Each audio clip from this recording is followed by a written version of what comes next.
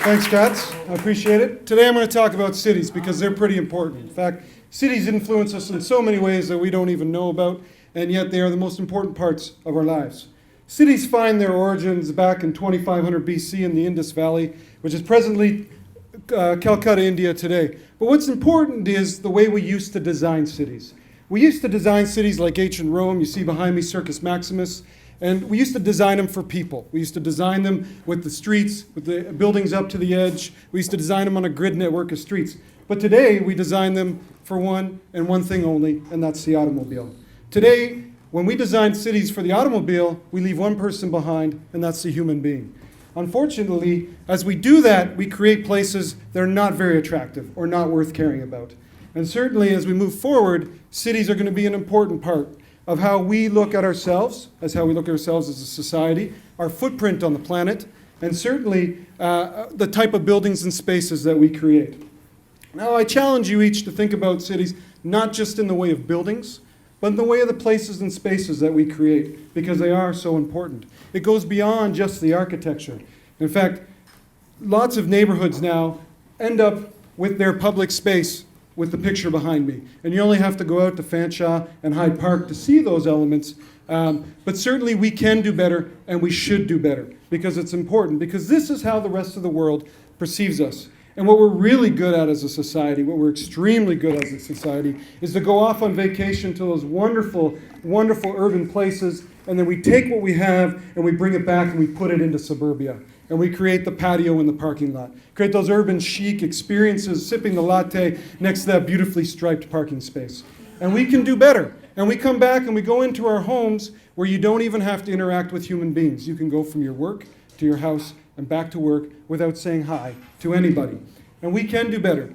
And some of the things that we're thinking about here at the city, we're trying to create a distinct city. Some of the key messages. This is not Europe, this is Washington, D.C., and this was developed only 5 years ago. We can create these dynamic places that really bring people together. We're looking at building a compact city, trying to create those dynamic spaces back to the grid network of streets, back to people living in different types of housing forms, from single family all the way up to high rise, in the same neighborhood.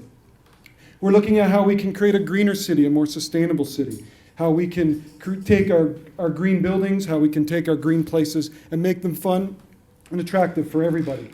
And certainly we can do better. This is Quebec City, and it's a parking garage, obviously enough. But certainly as we move forward, the other thing we want to do is create healthy communities where people are not just walking their dog, but they're walking to work, or they're walking to public transit, or they're walking to get their groceries. Those are the things that or walking to do a presentation tonight, like I did. But the other thing we need to do is create a connected city. Public transit is the most efficient way to move people, is the most efficient way to develop a city. And we need to put the emphasis back on public transit because it's such a key component to delivering a strong and viable city. Of course, we also want to be a resourceful city, an integrated city, efficient city. And we want to talk about how we can bring all our pieces together to create that dynamic place that people want to be in. Because at the end of the day, cities are just one thing. They're the intensification of people. It's those dynamic places that we create by putting people in one place. And that's the exciting part. We can create these things. We can do this in London. We should be doing this in London because other places are doing this. And other places like Kitchener-Waterloo and Ottawa and Quebec City. These are not cities that are huge like New York. These are cities our size. And certainly, some of the tenets of urban design that we want to place importance on is architecture. I say to you, the Colosseum and the Empire State Building. I don't have to tell you what cities those are in. You know exactly where they are because architecture is the brand. On top of which, public transit is the brand. The three recognizable of the top 10 most recognizable symbols in the world are the Paris Metro, the New York City subway, and the most recognizable symbol in the world is the London Underground, or the Tube. These are the parts. These are the reputations that cities are built on. These are the things people take home from where they come from.